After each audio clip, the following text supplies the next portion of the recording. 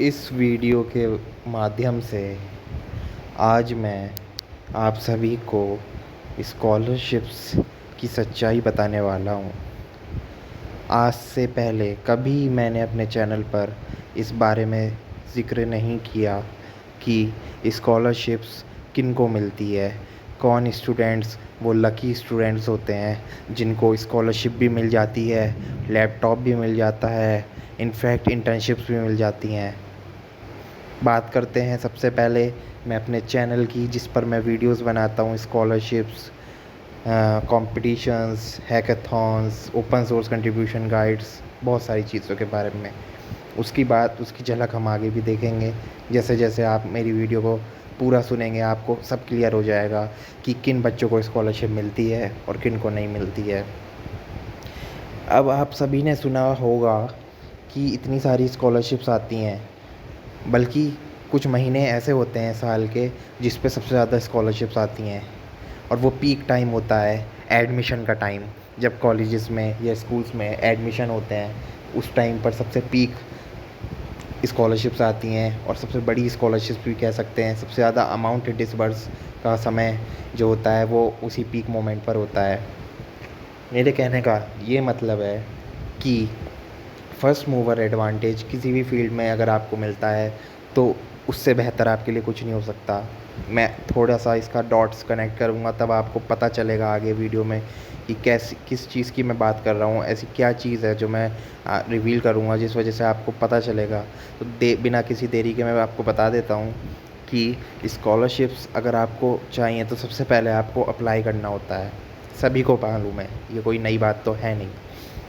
दूसरी चीज़ मैं ये कह रहा था आपसे कि आपने भी सुना होगा कि कुछ स्कॉलरशिप्स ऐसी होती हैं जिसमें फ़िनेंशियल कंडीशन मैटर करती है।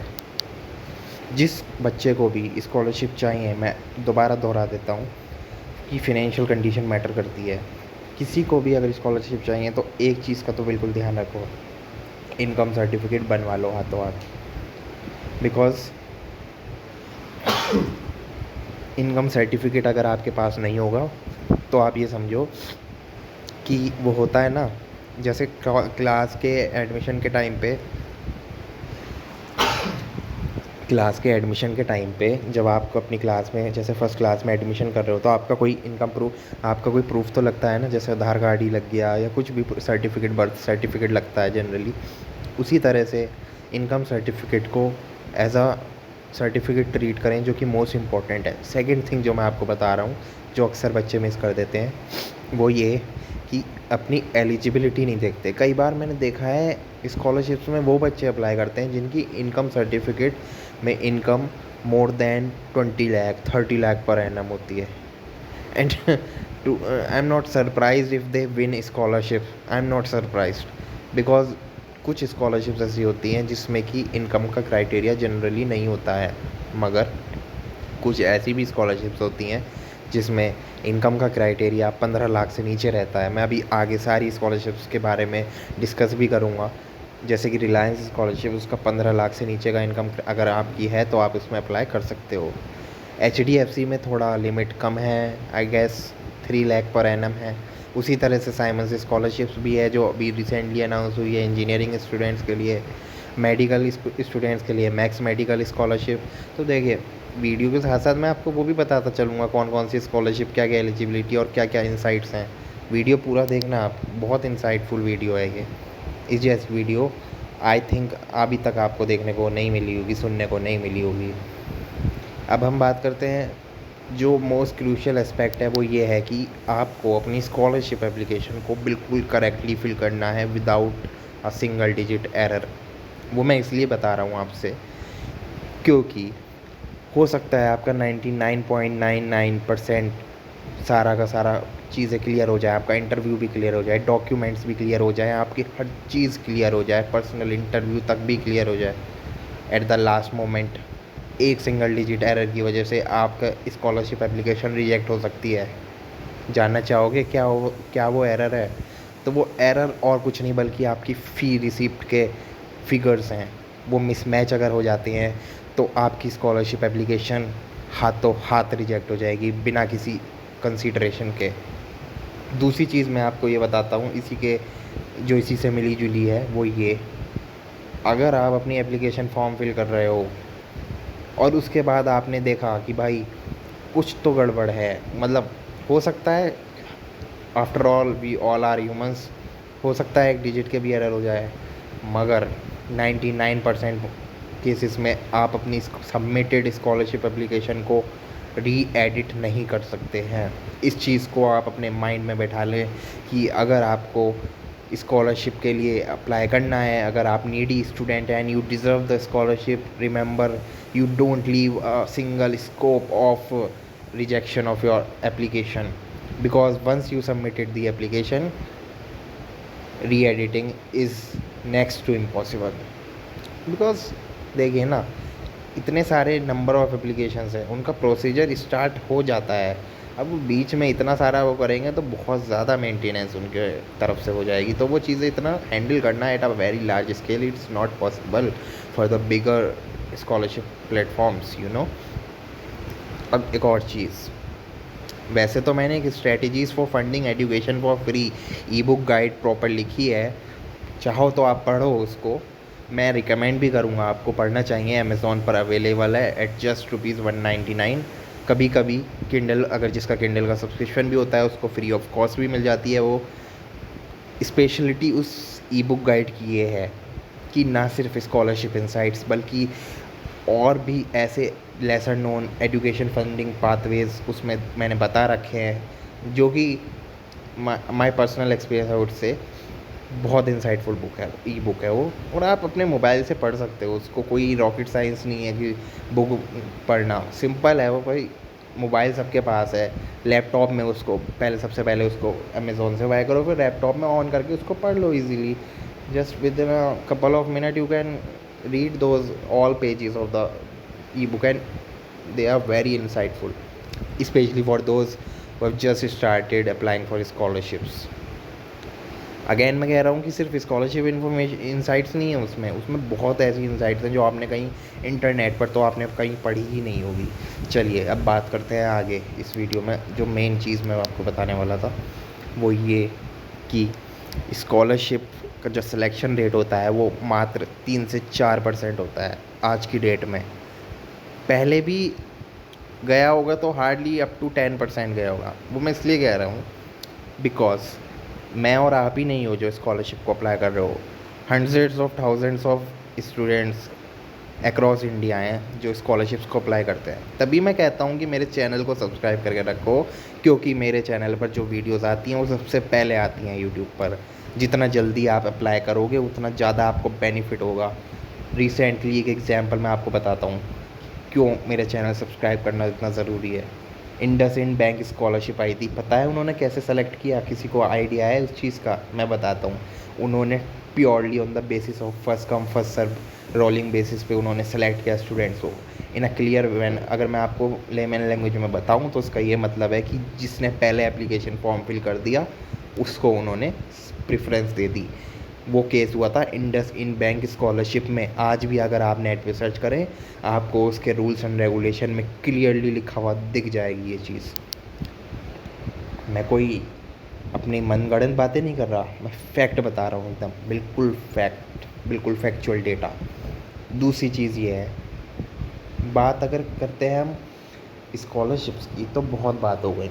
अब थोड़ा टॉपिक को डाइवर्ट करके ले जाते हैं किसी अन्य चीज़ की तरफ, होगी वो related to the your education funding ही।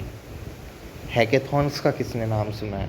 Hackathons, national level competitions, global competition, tournaments, contest, मैं सब बताता हूँ अपने चैनल पर, इसलिए तो ये चैनल यूनिक है आगे हमेशा। No more middle class problems. Well, hackathons एक अनदर वे है। मैं अभी तक अगर मैं अपनी बात करूं तो मैंने कुछ नेशनल लेवल हैकेथॉन्स जीती हैं, उसमें भी अर्निंग हुई है, ऑफ कोर्स होती ही है क्योंकि you are winning a national level hackathon. आपको देखना है दो चीज़ें। पहली बात तो ये कि वो हैकेथॉन सॉफ्टवेयर हैकेथॉन है या हार्डवेयर हैकेथॉन है। जैसे कि इस टाइम पर अगर मैं कुछ गिनी चुनी हैकेथॉन्स के नाम बताऊं तो वो हैं एक स्मार्ट इंडिया हैकेथॉन। सेकंड में हैकेथॉन का नाम बताऊं तो एक हार्डवर्ड की तरफ से भी चल रही है, उसकी मैंने पोस्ट एक अपने रेडिट स्कॉलरशिप कम्युनिटी पे डाली थी, जो कि है रेडिट स्कॉलरशिप कम्युनिटी। चैनल के डिस्क्रिप्शन में भी आपको लिंक मिल जाएगा, उसका सब्सक्राइब कर, उसको ज्वाइन कर लीजिए। सब्सक्राइब तो नहीं बोलूँगा मैं, ज्वाइन कर लीजिए उसको, क्योंकि सब्सक्राइब तो यूट्यूब पर चलता है, रेडिट पर ज्वाइन चलता है। दूसरी हैकेथॉन जो मैंने आपको बताई ना हार्डवर्ड वाली, वो थोड़ा ही अलग टाइप की है, तो वो आपको देखना पड़ेगा, चेक करना पड़ेगा। जो मैं SIH की बात कर रहा हूँ, स्मार्ट इंडिया हैकेथॉन की, या इससे भी रिलेटेड और अन्य हैकेथॉन्स हो गई जो कि नेशनल लेवल पर ऑर्गेनाइज होती हैं। इनके पीछे का मोटिव ये रहता है कि कंपनीज आती हैं, उनको प्लेटफॉर्म मिलता है, स्टूडेंट्स को भी प्लेटफॉर्म मिलता है, स्टूडेंट्स अपने इनोवेटिव आइडियाज़ उनको देते हैं, बदले में कंपनीज स्टूडेंट्स को पैसा देती हैं, 1 लाख रुपए तक भी दे सकती हैं वो सिर्फ इस वजह से क्योंकि उन्होंने स्टूडेंट्स के माध्यम से अपनी कंपनी के प्रॉब्लम्स का हल ढूंढ लिया। And whenever you find a solution to a company at a national level, it's much bigger achievement for you guys. इतना आसान नहीं है।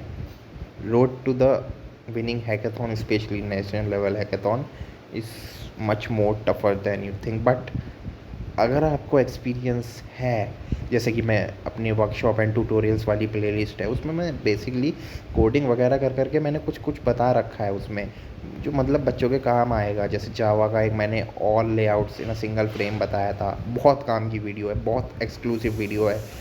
एक OXO गेमिंग का मैंने कोडिंग का थोड़ा सा ब्रीफ दिया था, उसमें मैंने OXO गेमिंग ऑन कोलैब बताया था। बहुत सारी चीज़ें हैं, ठीक है, देख सकते हो आप, वो चेकआउट कर सकते हो प्लेलिस्ट। इस वीडियो के बाद मैं ये कह रहा था कि हैकेथॉन्स में आप ना सिर्फ रुपए, ना मतलब ना सिर्फ प्राइज़ मनी इन कैश, बल्कि आप और चीज़ें भी जीत सकते हो। स्पेशली अगर अगर आप एम्बेडेड चीज़ों में इंटरेस्ट रखते हो, जैसे होते हैं ना एम्बेडेड सॉफ्टवेयर डोमेन में, जैसे कि if your C++ is very strong, then आप एम्बेडेड की तरफ जाओ, आप हार्डवेयर सॉल्यूशंस की तरफ जाओ। Hardware hackathons all round the year conduct होती रहती हैं। मुझे अभी भी आज की डेट में भी इतनी सारी हैकेथॉन्स पता हैं जिनके मैं उंगली पर नाम गिनवाऊँ तो उंगली कम पड़ जाएँ। इतनी सारी हैकेथॉन्स होती रहती हैं और वो इंडिया में होती हैं भाई, virtually from comfort of your home आप उसको कर सकते हो, पार्टिसिपेट कर सकते हो। एंड इनफैक्ट बहुत सारी हैकेथॉन्स तो ऐसी होती हैं, या कॉम्पिटिशन्स ऐसे होते हैं जिसमें कि वो हार्डवेयर बोर्ड आपका स्पॉन्सर कर देंगे। छोटा सा मैं एग्जांपल देता हूँ।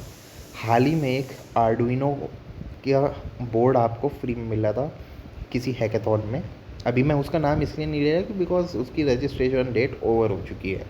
उस हैकेथॉन में उन्होंने जितने भी पार्टिसिपेंट जिन्होंने रजिस्टर किया था, उनमें से टॉप 50 को सेलेक्ट किया on the basis of their idea submit किए पार्टिसिपेंट्स ने।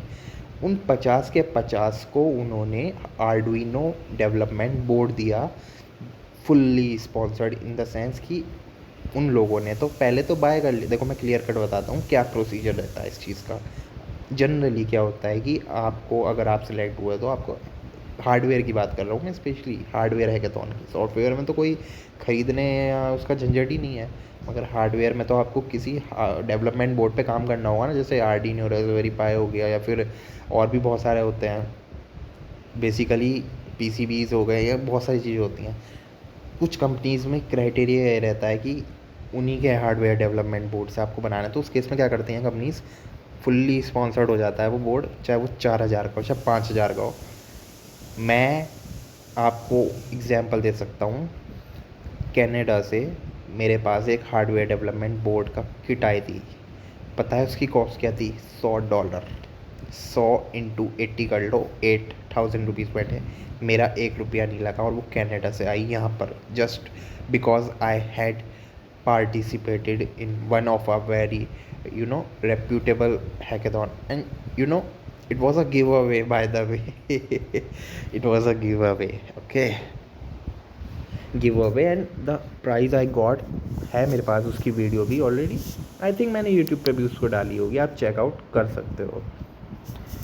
बात करते हैं आगे इस वीडियो में मोस्ट इम्पॉर्टेंट थिंग की, वो ये कि हैकाथॉन्स भी हमने कवर कर ली, ग्लिम्स हमने थोड़ा ऊपरी तौर से सरफेस लेवल से हमने कर लिया डिस्कशन है, स्कॉलरशिप पे डिस्कशन हो ही चुका है।